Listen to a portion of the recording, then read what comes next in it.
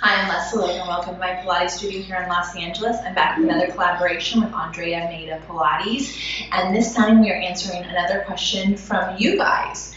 So I'm not sure if this is a Pilates teacher or a Pilates enthusiast who asked this question, but the question is to clean or not to clean the equipment.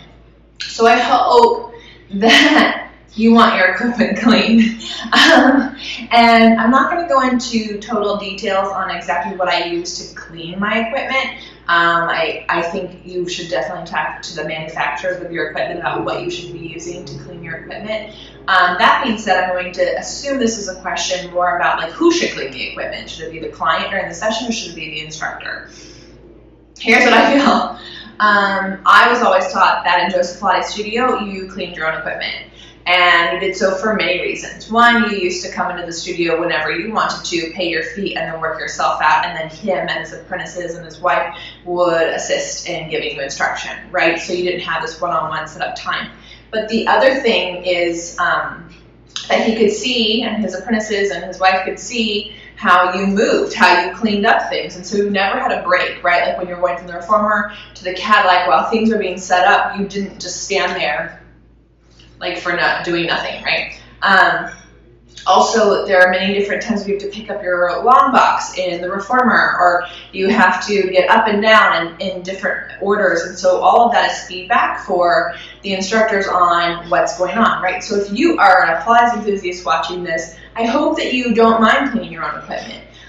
For me, as your teacher, I see a lot of different things when I see you cleaning your own equipment. I see how you move in your daily life. So if you're talking about how your shoulder really bothers you and I'm seeing you clean like this, tells me it's probably not the workouts that are bothering your shoulder. It probably is more likely to do with how you actually use your body. If you have back problems and you're just like lazily like sinking into your lower back while you clean, that's going to tell me a lot about how you move in your daily life when you're not in the session with me, and that's going to give me feedback. It also allows me to know what kind of exercise I should be giving you to maybe help teach your body how I want it to move. It's a compounding thing. You always have to come back over and over and over again till that stuff becomes a new habit for me, but it's all part of it.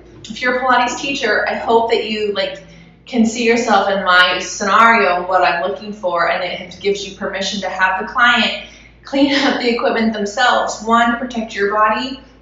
We see a lot of clients during the day. If we're always changing the springs, we're always picking up the box, it just creates some asymmetries. Everything is in a forward fold, so you'll have to do a lot more extension in your life. But if your clients are doing everything for themselves in a session, it allows you to be a better instructor and choose more exercises that their body needs. Also, guys, it means you're moving. It's a workout. You should be moving the whole time. So cleaning is part of the workout. It just is. So I hope that answers your question whether to clean or not to clean the equipment. The big answer is always clean the equipment. Please, don't be gross.